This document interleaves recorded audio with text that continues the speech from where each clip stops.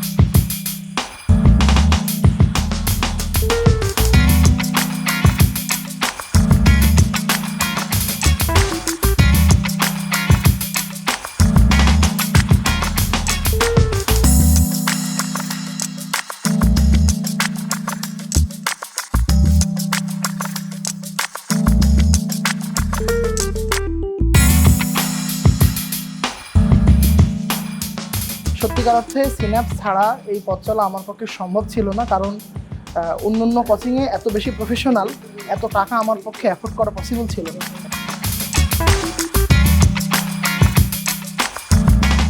কোনো coaching centre কোনটা better হবে যখন আমি সার্চ করতেছিলাম, আমি ইউজুয়ালি এফসিপিএসের জন্য প্রথম কোচিং মেইনলি সিনাপসিস থেকে শুরু করেছিলাম জানুয়ারিতে।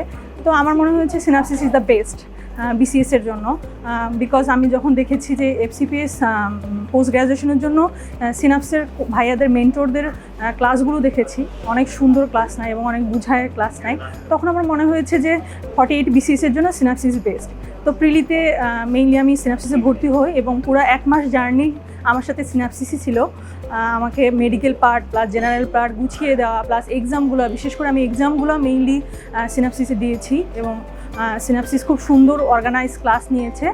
এরপরে আমার প্রিলির পরে ভাইবার জন্য আমি সিনাপসিসের বইও পড়েছি। এরপর ভাইবার জন্য মেইনলি সিনাপসিসে আমি ভাইবাতে আমাকে হেল্প করেছে, পুরাটা টাইম আমাকে হেল্প করেছে। তো আলহামদুলিল্লাহ আমি এই পর্যন্ত আসতে পেরেছি। সিনাপসিস আমার একটা ফ্যামিলির মতো এবং সামনে পোস্ট গ্র্যাজুয়েশনের জন্য আমি সিনাপসিসের হাত ধরেই আবার যেতে চাচ্ছি। আমি অলরেডি সিনাপসিসে অ্যাডমিট হয়েছি পোস্ট গ্র্যাজুয়েশনের জন্য। পুরো জার্নিটাতে সিনাপস এবং সিনাপসের ভাইয়ারা যারা, ওনাদের ক্লাস আমি বেসিক্যালি অনলাইনে ক্লাস করেছি। ভাইয়াদের ক্লাসগুলো আমাকে অনেক হেল্প করেছে। এক্সামগুলোতে আমি অংশগ্রহণ করেছি এবং সবসময় ওনাদের সাথে কানেক্টেড থেকেছি। ওনারা আমাকে আলহামদুলিল্লাহ অনেক সাপোর্ট দিয়েছেন।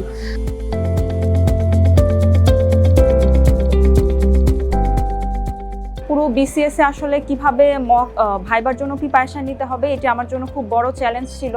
তো সেখানে এই মক ভাইবাটি দেওয়ার কারণে আমার জন্য প্রস্তুতিটা খুবই সহজ হয়ে গিয়েছিল ভাইবার জন্য। আর সাথে যে মেন্টর যারা ছিলেন তাদের প্রত্যেকটা ক্লাসে আমার জন্য খুবই হেল্পফুল ছিল। ফেজের যে জার্নি, কঠিন যে জার্নি, সেই জার্নিতে যে সিনাপসের যে কোর্স কারিকুলাম বলেন বা যে ধরনের টিচিং স্টাইল বলেন, যেমন এখানে থিওরিটিক্যাল ক্লাস বলেন অথবা যে অসপি যে সেশনগুলো নেওয়া হতো বা ক্লিনিক্যাল ক্লাসগুলো যেগুলো বেড সাইডে বিভিন্ন ইনস্টিটিউটে নেওয়া হতো, সেগুলোর মান ছিল খুবই উন্নত এবং রিয়েল টাইম যে পরীক্ষার সাথে এগুলো বেশ সামঞ্জস্যপূর্ণ ছিল। সে আমাকে সিনাপসে একটা খবর দেয় যে এখানে ভর্তি হতে হবে এবং এটা ফলো করলে তুমি পারবা। যদি আমার ওই সময় সেফগার্ড থাকে তাহলে ছিল সেই মানুষটা, আর যদি গাইডলাইন থাকে তাহলে ছিল সিনাপস একাডেমি। আমি কিছুই তেমন করি নাই, শুধু ওদেরকে ফলো করছি এবং আমার কোনো রক্তের সম্পর্কের বা আমার কোনো খুব কাছের মানুষ আমার পাশে ছিল না, কারণ তারা সবাই ধরে নিয়েছিল যে আমাকে দিয়ে কিছু হবে না।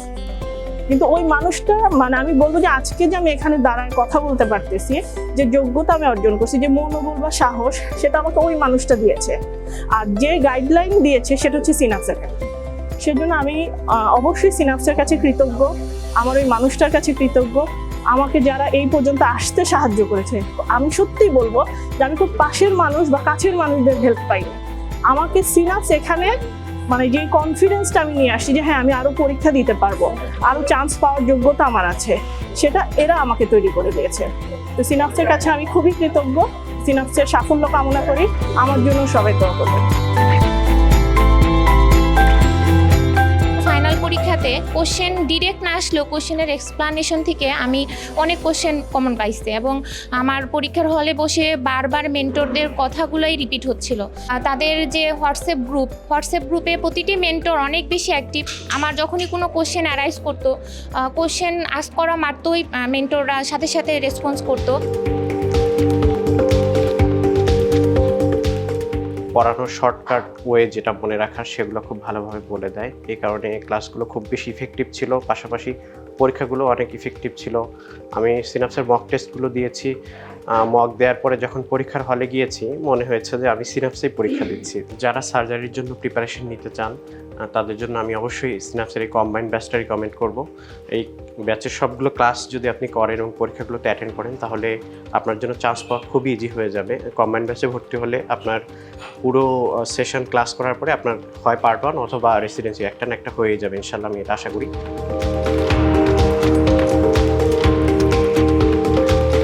কম খরচে আসলে সবচেয়ে ভালো যদি কোনো সার্ভিস আপনি পেতে চান, সিনাপসের বিকল্প আসলে বাংলাদেশের একটাও নাই।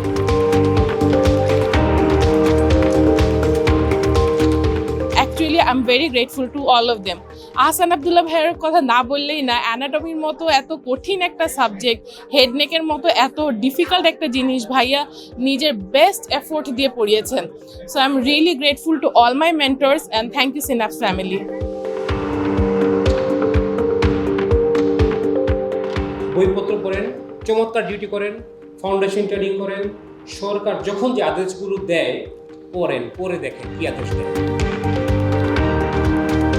অনেক এফিশিয়েন্ট, অনেক স্কিলফুল ডাক্তারের দরকার নেই, আমার একজন সিনসিয়ার ডাক্তারের দরকার যার রোগীদের প্রতি মায়া আছে।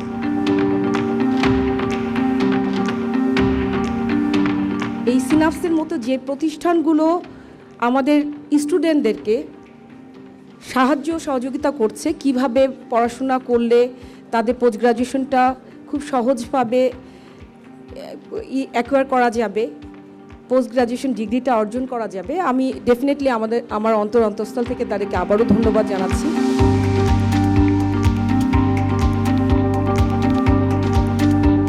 ডেভিডসনে একসময় বলা হয়তো, একটা কথা লেখা ছিল যে good doctor never stops learning, the death of a doctor occurs when he stops learning. সুতরাং একটা ভালো ডাক্তারের বৈশিষ্ট্য হচ্ছে সবসময় শিখা জানা।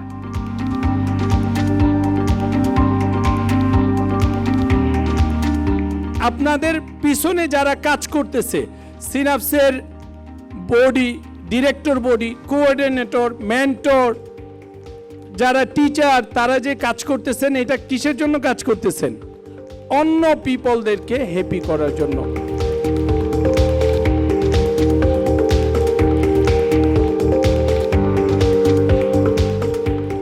আমি ডাক্তারি করি, আমার ডাক্তারি সেবাটা অত্যন্ত নিখুঁত হওয়া উচিত, কারণ আমার এই সেবার উপরে ভিত্তি করে অ্যাটলিস্ট অ্যাটলিস্ট আমার ডাক্তার এটার উপর ভিত্তি করে সে অসুস্থতা সুস্থ হবে কি হবে না এটা নির্ভরশীল, অত্যন্ত গুরুত্বপূর্ণ।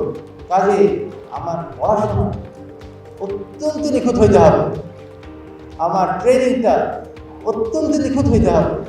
পবিত্র যদি থাকো তুমি সফল হয়ে যাবা। ডাক্তার সাহেব যদি পবিত্রতা থাকে যে হ্যাঁ আমি যদি পেটে হাত দিয়ে বলি এখানে একটা ব্যথা করতেছে, আচ্ছা এটা মনে হয় অ্যাপেন্ডিক্স বলে আমি অপারেশন করে ফেললাম, আসলে কিন্তু অ্যাপেন্ডিক্স ছিল না। ডাক্তারের অনেক কিছু করা সম্ভব যেটা আপনাকে মানুষ বিশ্বাস করবে না, আপনি সেটা করবেন না, এটা করতে পারেন না, করলে ক্ষতি হবে। এই জিনিসটা মনে রাখবেন সব সময়, একদম যেটা একদম সঠিকভাবে আপনি পড়াশোনা করছেন ঠিক সেই গাইডলাইন অনুযায়ী চলবেন, তাহলে আপনি দেখবেন অন্যদিক থেকে টাকা আসতেছে, আর টাকা বেশি দরকার নেই, আসলে দরকার নেই। সাধারণ জীবনযাপন করছে না। রসুল একটা রুগী আসছে, সে রুগীর তিনটা জিনিস নিয়ে আসে, একটা কষ্ট নিয়ে আসে, তার পেইন আছে, বমি হচ্ছে, রক্ত যাচ্ছে, দুর্বলতা, শ্বাসকষ্ট, this are the pain, you have to relieve the pain. দ্বিতীয় হচ্ছে অ্যাপ্রিহেনশন, আর তার ভয় থাকে। তৃতীয় জিনিস হলো সে কীভাবে থাকবে, সে খরচ কী হবে, তার আর একটা ভয়। হাদিসের একটা কথা আছে, রোগীকে আশার কথা বলতে হবে, হাদিসের কথা। কাজে আমি যখন আশার কথা বলবো তখন ওইটাই আমার ইবাদত হয়ে যাবে। আল্লাহ পাক মানুষকে এবং জিনকে সৃষ্টি করছে ইবাদতের জন্য। ইবাদত কি? ইবাদতের সঠিক অর্থটা কি? আমরা তো মনে করি নামাজ, রোজা, হজ, যাকাতই ইবাদত। আমার তো মনে হয় না, এর থেকে বড় বড় ইবাদত রয়েছে। হ্যাঁ, এর থেকে বড় বড়, ওই যে সিনাপসের যে কথাটা বললেন, উনি কিন্তু তখন একটা ইবাদত করলেন। আপনি কি এমআরসিএস কোর্সে ভর্তি না হতে বলে আপনার কোর্সটাকে কমপ্লিট করতে বললেন, ফলে আপনি আজকে সেই লাভটা পেলেন। যেই আন্তরিকতা নিয়ে তার জন্য দোয়া করছেন, হ্যাঁ, সিনাপসের জন্য দোয়া করছেন। আমরা যদি এই চেষ্টাটাই করি যে আমার কাছে যে কোনো মানুষ যেখান থেকেই আসুক না কেন, at least I will be trying my self to reach the diagnosis. আমি না পারলে আরেকজনের কাছে পাঠাই, তার সাথে যোগাযোগ করে দিই। আনটিল আনলেস আপনি মানুষকে ধোঁকা দিতে পারবো না, মানুষকে ধোঁকা দিয়ে কেউ আগাতে পারবে না। এই কনসেপ্টটা আমরা এই এডুকেশনের সাথে সাথে আমি নেয়ার উপর আমি জোর দিতে চাই। ঠিক আছে। 2 নম্বর হলো, আমাদের মানুষ যা ভয় কথা বলেন আমাদের সাথে, যে আবার কি বলতে কি বলে ফেলে, নানান একটা ঝামেলার পড়ে। আমরা কি রুগীদের সাথে একটু ইজি হলে অসুবিধা কি? একটু ইজি হও যে ভাই বলেন আপনার কথা শুনে। সময় নষ্ট হবে, 10টার জায়গায় 6টা রুগী দেখলে অসুবিধা কি আছে? অসুবিধা নাই তো, একদিক থেকে না একদিক থেকে উপর আল্লাহ এটা মিলাই দেবো, অসুবিধা। আর 3 নম্বর হলো, যে যেখানে যেভাবেই আছে একটু সহায়তার হাত বাড়িয়ে দেওয়া।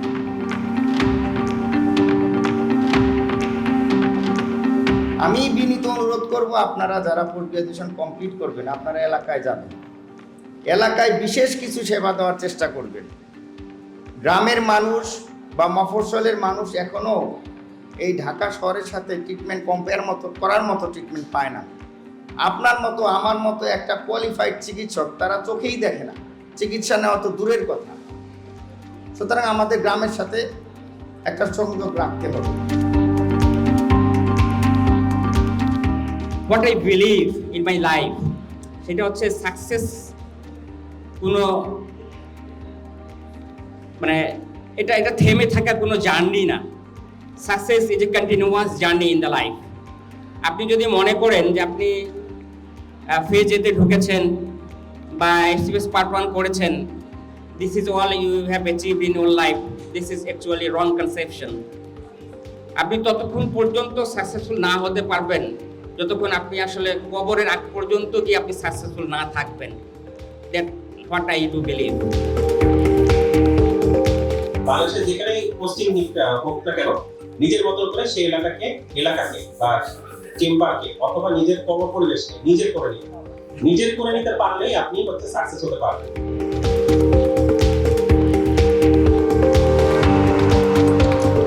আপনার দিনটা শুরু হবে একটা হাসি দিয়ে, এবং যার যার ধর্মমতে যে শুভেচ্ছাটা আমরা জানাই, আসসালামু আলাইকুম অথবা নমস্কার, সেটা আমাদের বয়স যত বাড়বে আমাদের ব্যস্ততা অনেক বেশি তখন বাড়তে থাকবে।